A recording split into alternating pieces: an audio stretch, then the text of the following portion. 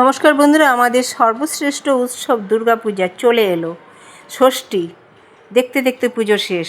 ষষ্ঠীর দিন মিস করলে চলে, তাই বেরিয়ে পড়লাম সবাই মিলে, ভাইপো ভাইজি ভাইবেও মিলে ঠাকুর দেখার জন্য। আমাদের এই বাড়ির কাছে নদিয়া জেলার টায়ারপুরে চলে আসলাম ঠাকুর দেখতে। চলুন তাহলে দেখা যাক ঠাকুর। আমিও দেখছি, আপনাদেরও দেখাচ্ছি। প্রথমেই চলে আসলাম আমরা বৃন্দাবনের প্রেম মন্দিরে। এই যে দেখুন কি সুন্দর, মনে হয় যেন সত্যি বৃন্দাবনের মন্দিরটি এখানে বসিয়ে দিয়েছে। যাক, এবার ভেতরে যাওয়া যাক, দেখি ভেতরে কীরকম করেছে। মানে প্রেম মন্দির বলে কথা। যাক, ভেতরে ঢুকে গেলাম। দেখুন কি সুন্দর লাগছে দেখতে। আশা করি আপনাদেরও ভালো লাগছে। আমি একা দেখছি না, আপনাদেরও শেয়ার করছি, তা আপনারাও দেখুন কি ভালো লাগছে। আর ভালো লাগলে আপনারাও এসে দেখে যান এই টায়ারপুরের মন্দির, মানে সমস্ত পুজো প্যান্ডেল পুজো। এই যে মায়ের পুজো হচ্ছে, এখানে মায়ের পুজো হয়েছে।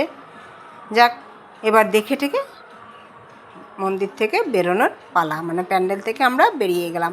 এই যে বাইরে থেকে কত সুন্দর লাগছে, লাইটিং এবং কারুকার্য এত সুন্দর, মনে হয় যেন সত্যি বৃন্দাবনের মন্দিরটি এখানে এনে স্থাপন করেছে।